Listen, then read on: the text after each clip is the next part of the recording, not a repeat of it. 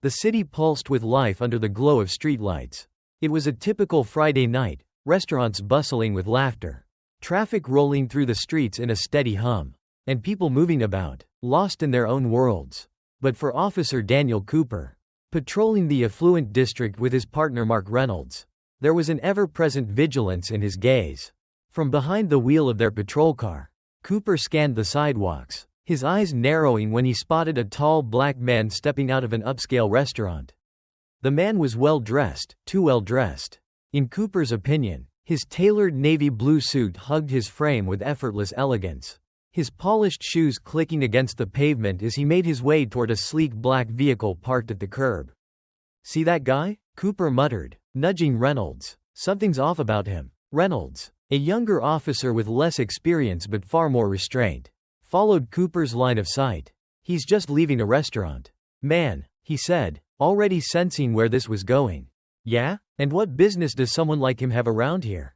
Cooper scoffed. His fingers drummed against the steering wheel as his thoughts spiraled. To him, it didn't matter how expensive the suit was. He had seen this pattern before. A black man, alone in a wealthy district at night? Suspicious. Reynolds shifted uncomfortably. "We got no probable cause." "Coop, you know that." But Cooper had already made up his mind.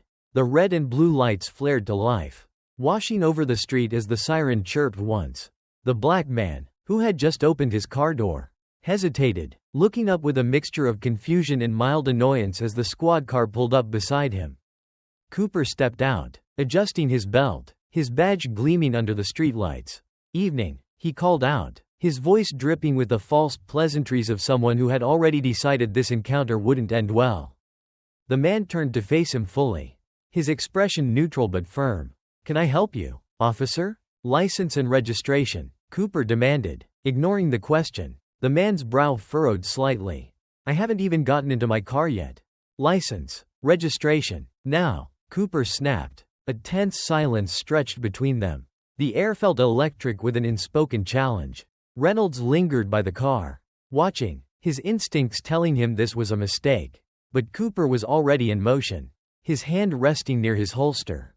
Finally, the man reached into his jacket, slowly, deliberately, before producing a leather wallet.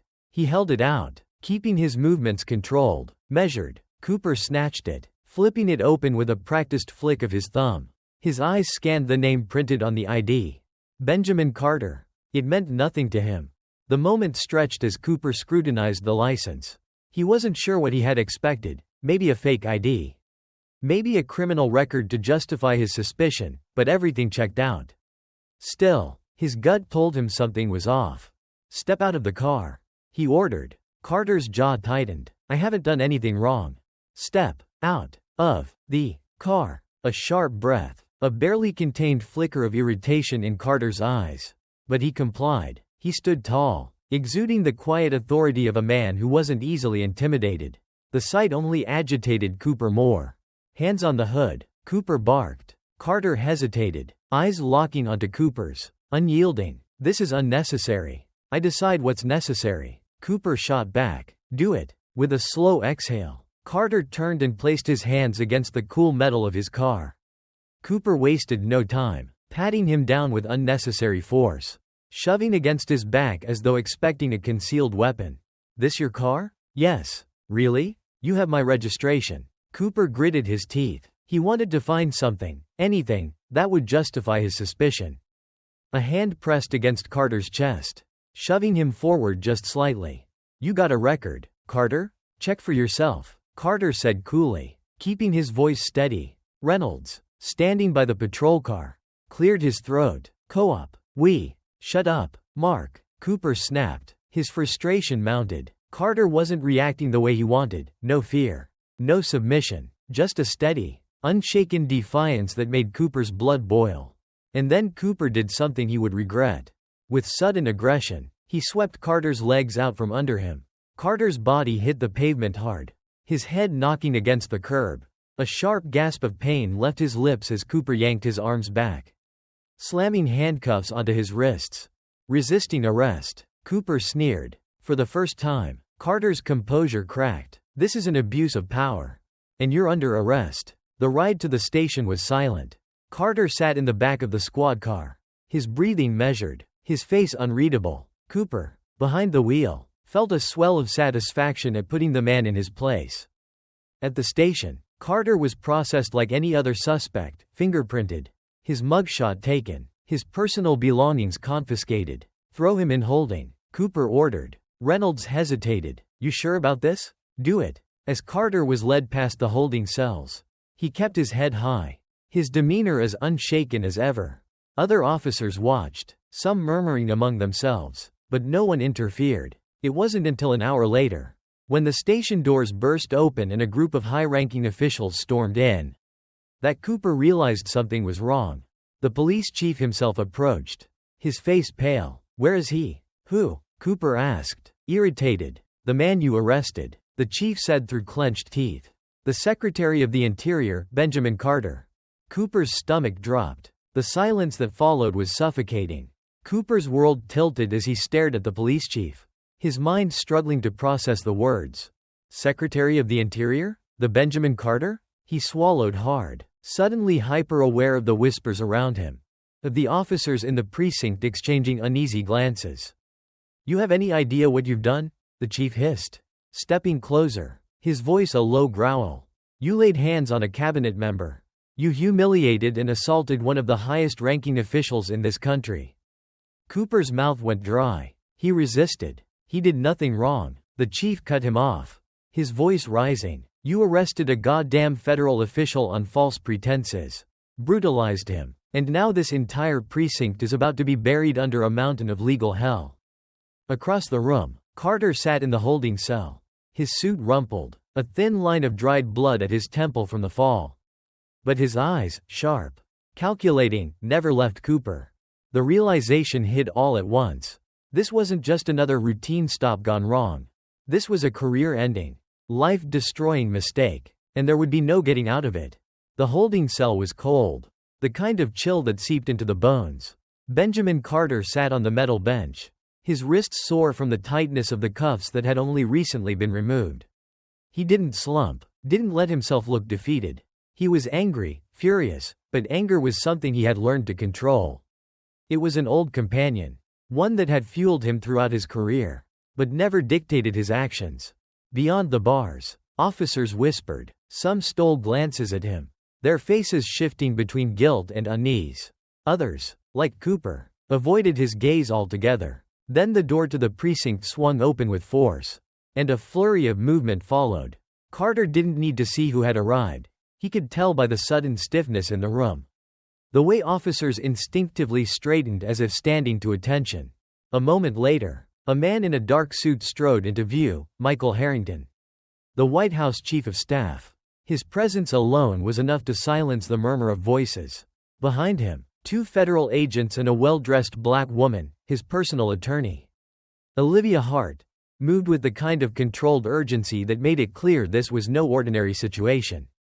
The police chief nearly stumbled over himself to meet them. "Mr. Harrington."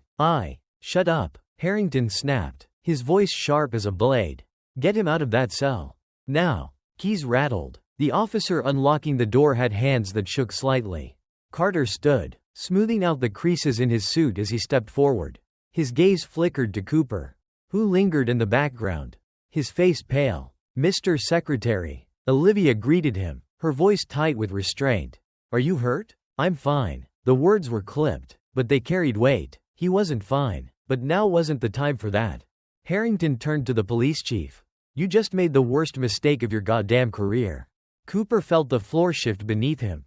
The ride back to Carter's residence was quiet. The only sound the steady hum of the car engine. Olivia sat beside him, her sharp eyes scanning his face, searching for any sign of injury beyond the obvious. "This is going to be big," she finally said, breaking the silence. The press already caught wind of it. "There's a video circulating." Carter exhaled slowly. Of course there was a video. Harrington, seated in the front, turned his head slightly. "We have 2 options. We either contain this, or we use it." Carter knew what that meant. Containment won't work. It never does. Olivia muttered. Harrington nodded grimly. "Then we make them pay." By the time they arrived at Carter's home, the street was already swarmed with reporters. Camera flashes illuminated the night. Voices shouting questions as security guided him inside.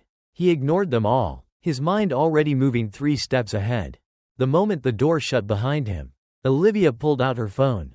"We need a press conference."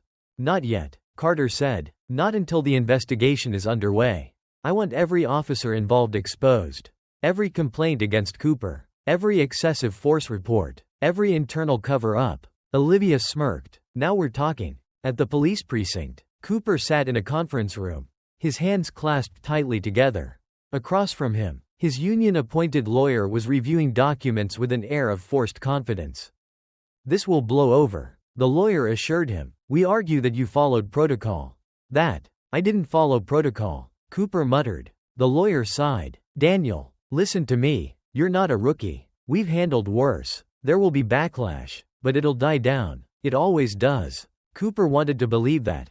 He needed to believe that. Then the precinct doors burst open again. And this time, it wasn't Harrington. It was the internal affairs team. And they weren't here to talk. The interrogation room was sterile. Too bright. Designed to make people uncomfortable. Cooper sat at the metal table, facing 2 IA investigators. One of them, a woman with sharp eyes and a no-nonsense expression, leaned forward. "Officer Cooper," she began, "do you know why you're here?" He swallowed. "Because of the arrest." "No," she said flatly. "Because of the assault." Cooper clenched his jaw. "I was doing my job." "You were abusing your authority," she corrected. "And we have evidence that this wasn't the first time."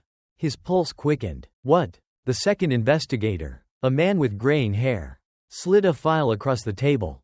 "Your record, officer. Excessive force complaints. Racial profiling allegations. Reports from other officers who saw you escalate situations unnecessarily."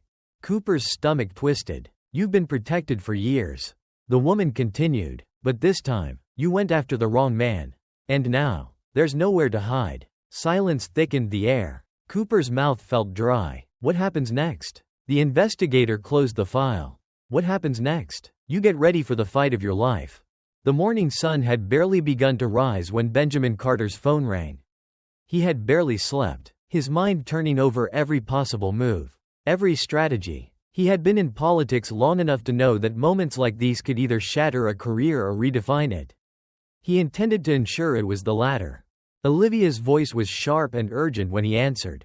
"It's happening." Carter swung his legs over the side of the bed, already reaching for the television remote. "What's happening?" "They're scrambling," she said. "The police department is trying to get ahead of this.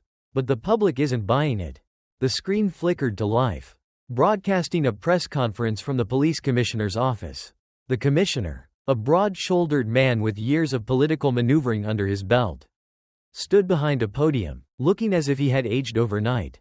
"This department takes all allegations of misconduct seriously," he was saying. "We have placed Officer Daniel Cooper and Officer Mark Reynolds on administrative leave while an internal investigation is conducted." Carter exhaled sharply. "Administrative leave? They're hoping it'll die down." Olivia said. "That people will move on. That the next scandal will come along before anyone demands real accountability."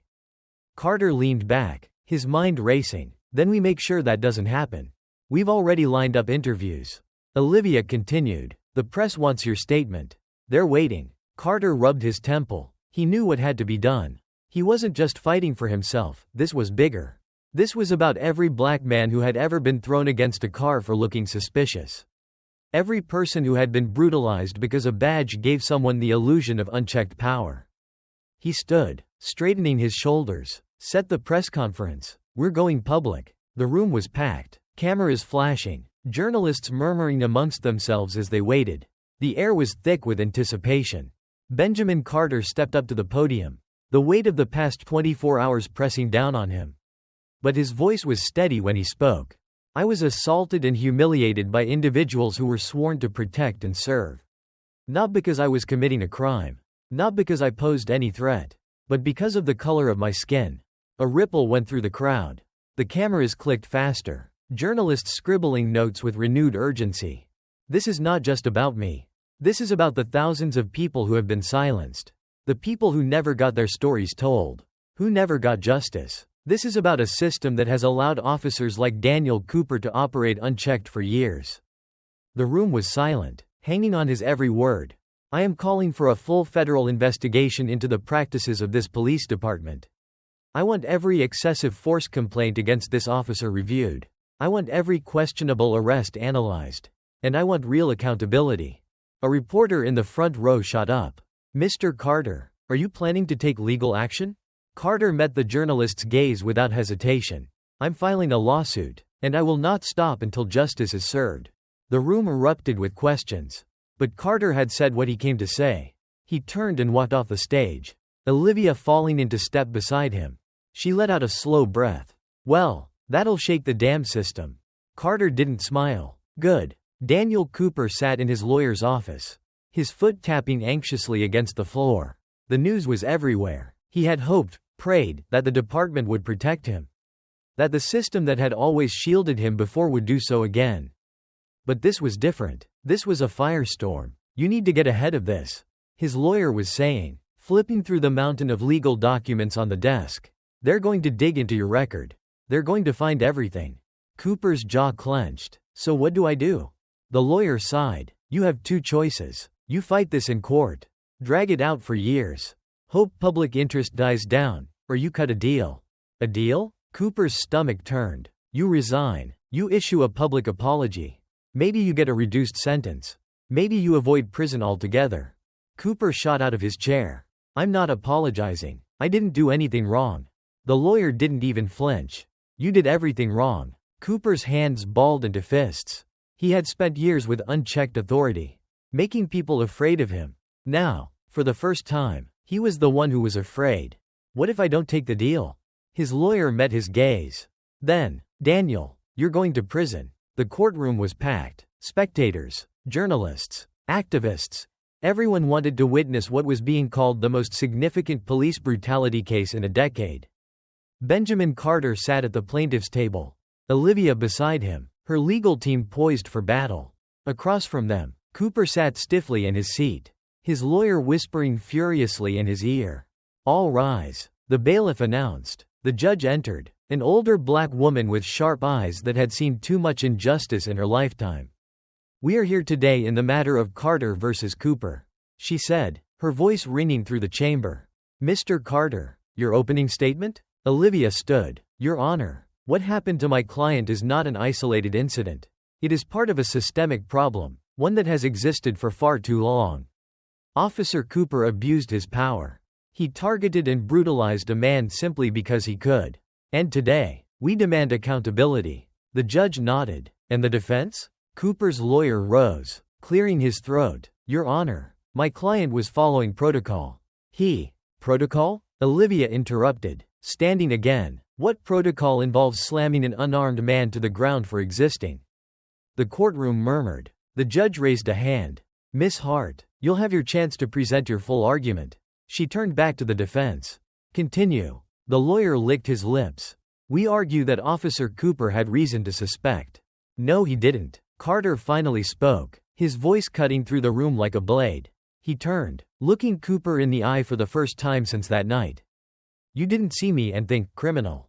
You saw me and thought, black man who doesn't belong. That was all you needed, wasn't it?" Cooper's lips parted slightly, but no words came out. Carter leaned forward slightly, voice unwavering. "You thought I would just accept it. That I would lower my head and take the abuse. But you picked the wrong man." Silence stretched across the room. The weight of history, of injustice, of an entire system designed to suppress people like Carter, pressed down on them all. Then, the judge spoke. "Proceed with the case." The fight for justice had begun. The courtroom was electric with tension as the trial officially began. Every seat was filled. Reporters hunched over their notebooks, their cameras capturing every movement, every flicker of emotion on the faces of the people involved. Outside, crowds had gathered, some holding signs demanding justice, others defending the police force. It was more than just a trial now, it had become a symbol. A reckoning of a system long accused of brutality and racial discrimination. Benjamin Carter sat composed, his hands resting on the table before him, his expression unreadable. Olivia Hart, his attorney, stood confidently as she called the first witness. "Your Honor, the prosecution calls Sergeant Luis Mendez to the stand." A murmur rippled through the courtroom as a middle-aged officer with a solemn face stepped forward. Cooper stiffened in his seat. He knew Mendez. He had worked with him for years.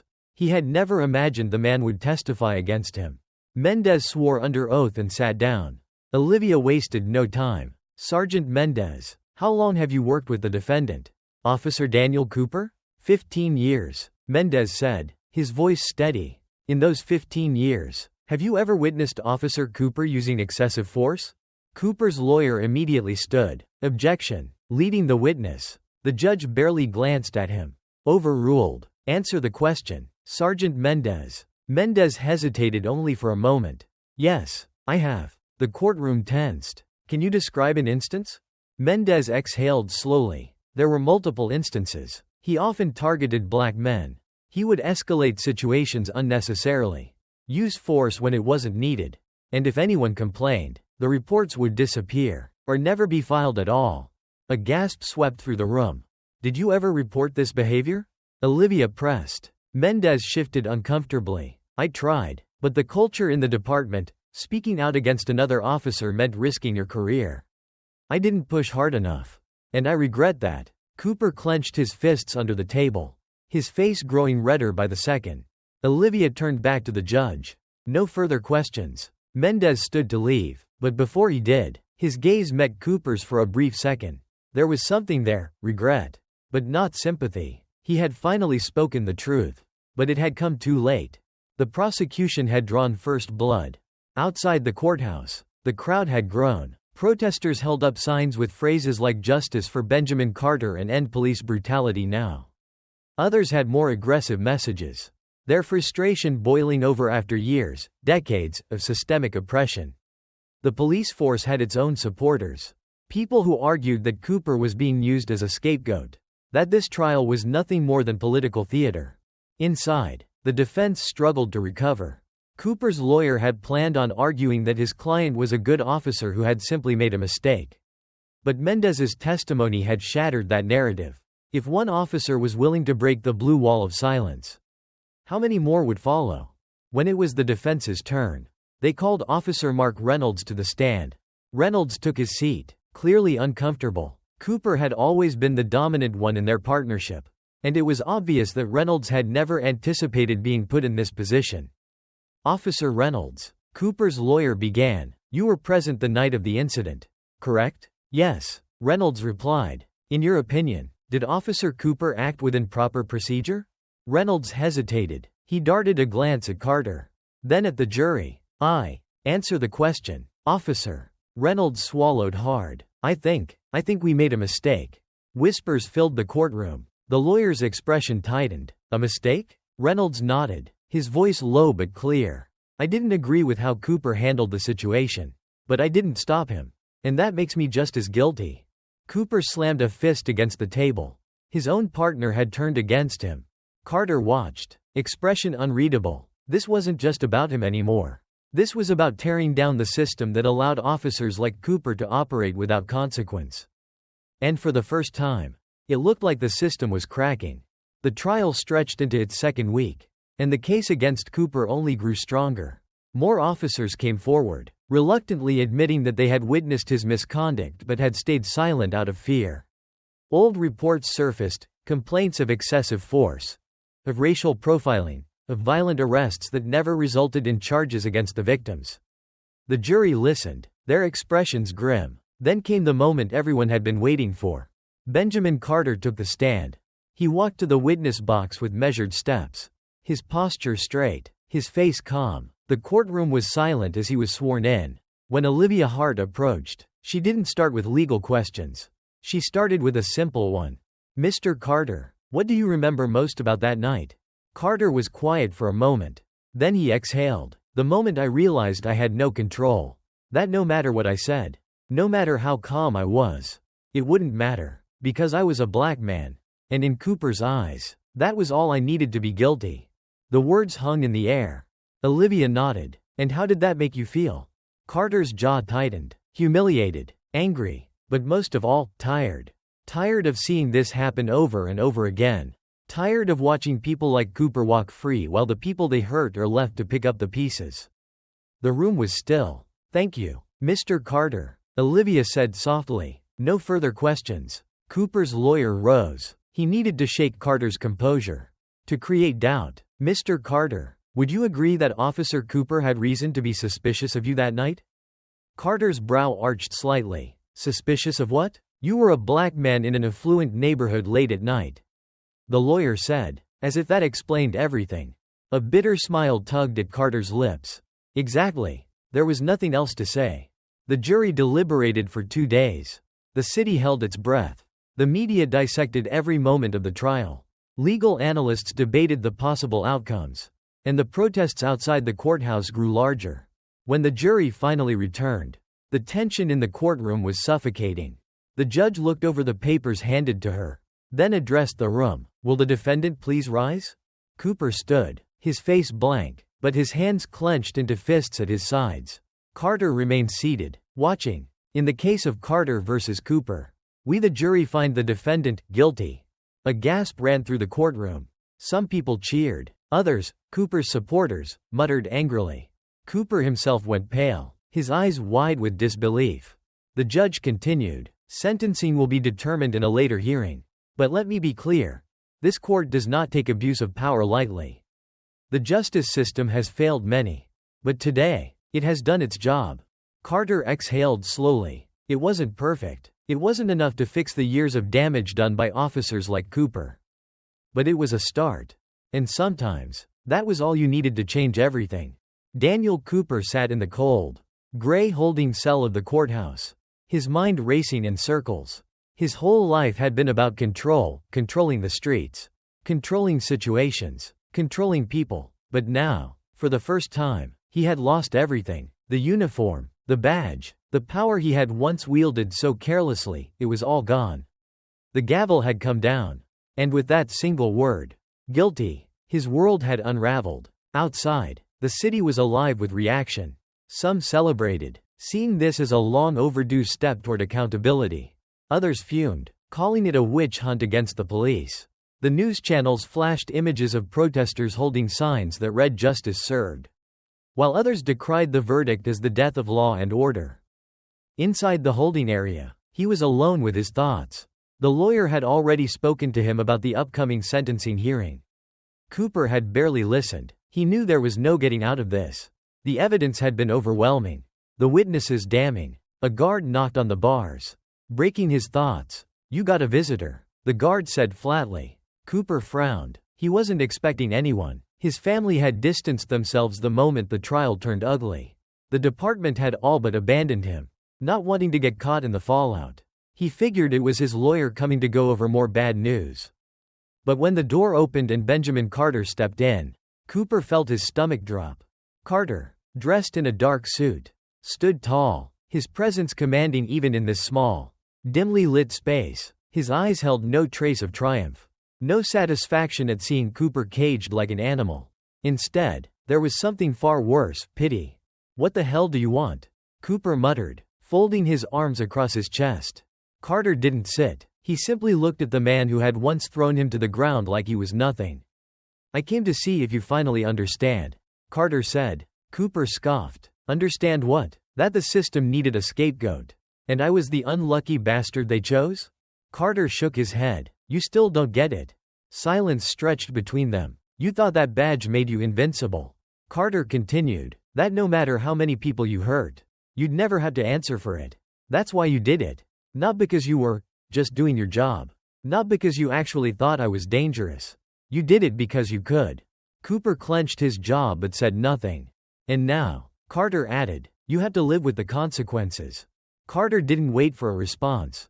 He turned and walked out, leaving Cooper sitting there, alone with the weight of his own actions. For the first time in his life, Cooper had no one left to protect him. The day of sentencing arrived, and the courtroom was packed once more. Reporters lined the back, their cameras capturing every moment. Protesters outside shouted slogans, some demanding a harsh sentence, others arguing that Cooper was being made an example of. Benjamin Carter sat in the front row, Olivia Hart beside him. He had no control over what would happen next, but he knew that whatever the judge decided would set a precedent. This case was bigger than him now. The judge entered, and everyone rose before taking their seats. She looked weary but determined as she glanced over the room. "Mr. Cooper, please rise," she said. Cooper stood, his face set like stone. "After reviewing the evidence and considering the testimonies presented, this court finds that your actions were not only unlawful but a gross abuse of power." The judge began, "The trust placed in law enforcement is sacred, and when that trust is violated, it shakes the foundation of our justice system. For the charges against you, this court sentences you to 15 years in federal prison with no possibility of parole." A collective gasp rippled through the room. Some people cheered, others cursed under their breath. Cooper's face paled, but he didn't react beyond that. Maybe because, deep down, he had always known this was coming. The judge's gavel hit the desk. Court is adjourned. Cooper was led away in handcuffs, the weight of his fate finally pressing down on him. The man who had once been feared on the streets was now just another prisoner. Outside, as Carter stepped out of the courthouse, he was immediately swarmed by reporters. "Mr. Carter, how do you feel about the sentence? Do you believe justice was served?"